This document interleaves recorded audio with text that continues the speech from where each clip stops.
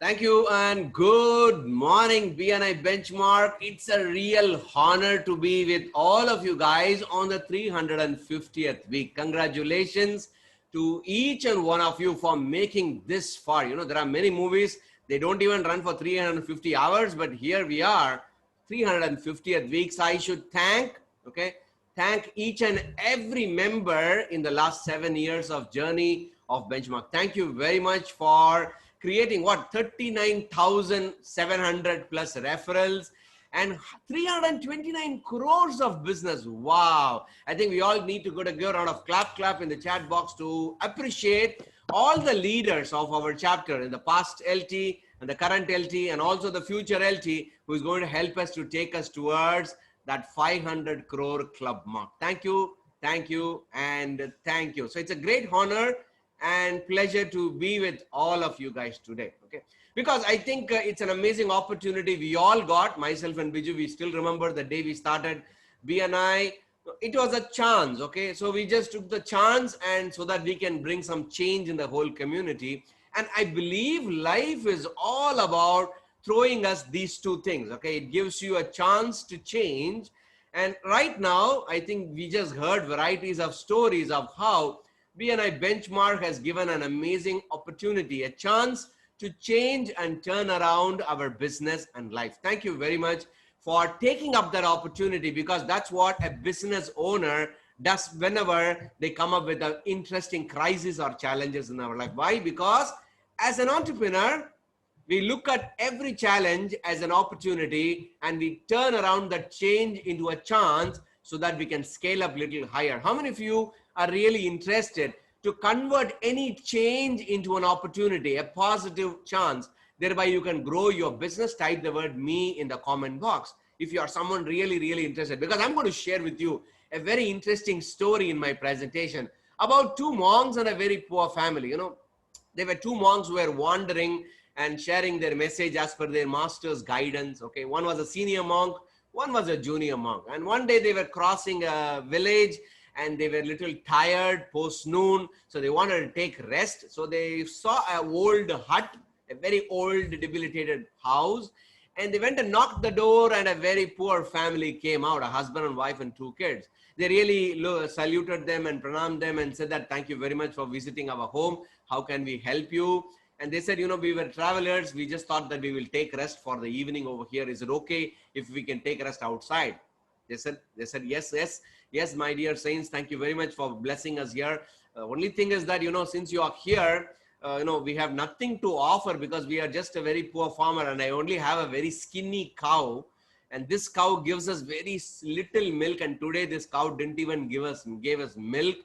And, you know, we have nothing to offer you right now, but please do take rest. Okay. So now the monk immediately, you know, the younger monk was really hungry, but after hearing that the senior monk, he said, no, you know what, we don't actually take any food after the sunset and all. So do not worry about it. Okay. So we will just take rest.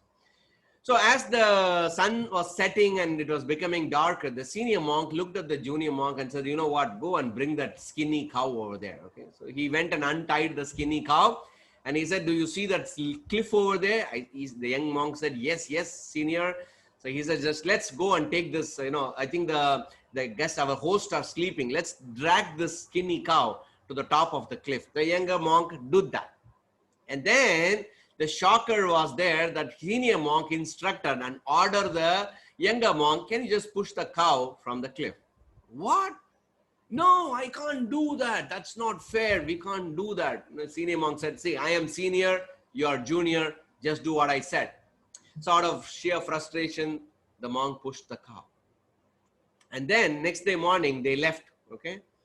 And they left to their monastery. And, you know, in the monastery, okay, this younger monk who pushed the cow was continuously running in his head. Why did I do that? Why the senior asked me to do that? And, you know, it was running in his head for 2 years. He could not sleep because of that. You know, after 2 years, his rank went up and he became a senior monk of the monastery. You know, once he became a senior, he took one more junior of him and he ran back to the same village where he saw the hut and the family. But in that place, he saw a different, instead of a hut, there was a beautiful home was there. He went and knocked the door.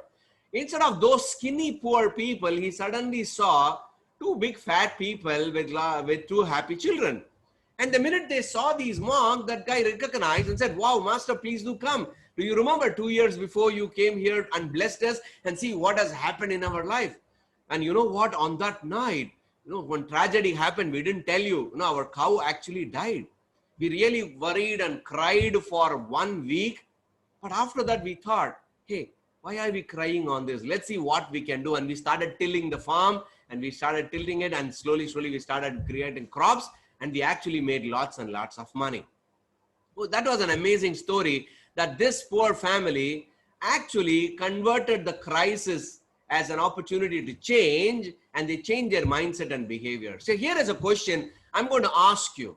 What is that skinny cow that we are all holding in our life for a long time that we don't want to let go in our life? Okay.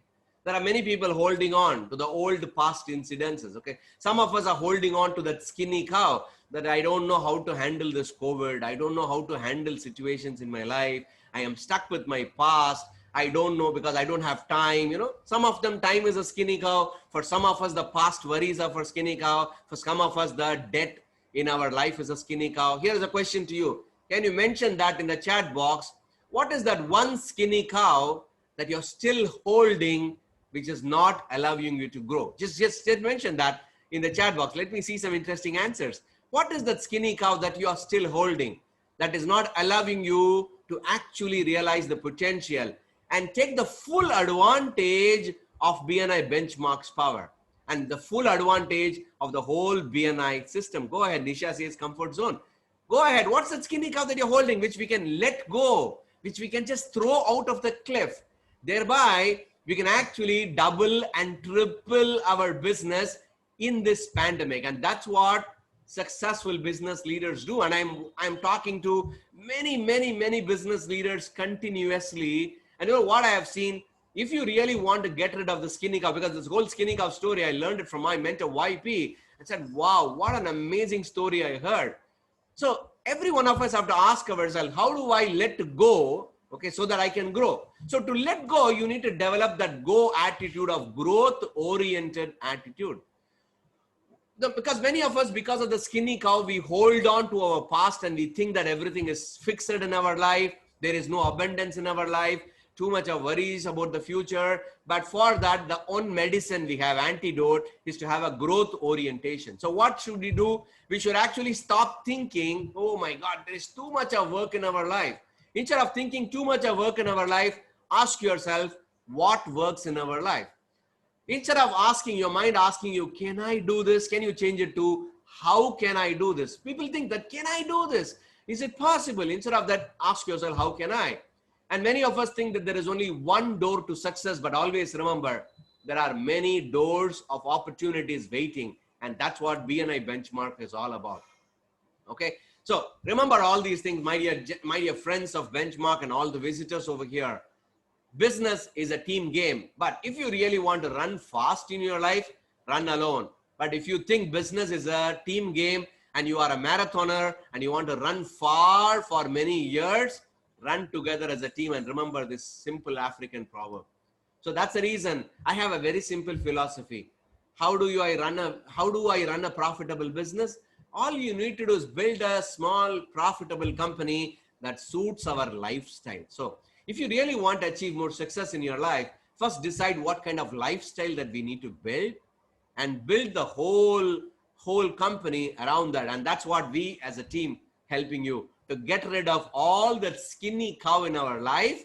Thereby we all can work together as one team. And that's what BNI Benchmark has been doing for the last 6 years, transforming lots and lots of members' lives. So guys, I actually would like to thank each and one of you for helping all our Benchmark members, helping them to get rid of many skinny cows in their lives. Slowly, they became better and better and better and better. Can we continue to do that? Can we all continue to do that so that we can actually help more members make more money? Okay, can you all do that? So let's all work together as one community, one team, and help everyone to achieve 10 times more money. Thank you very much and all the very best, Benchmark. marching towards the 500th meeting. Thank you. Good luck to everyone. Bye-bye. Thank you.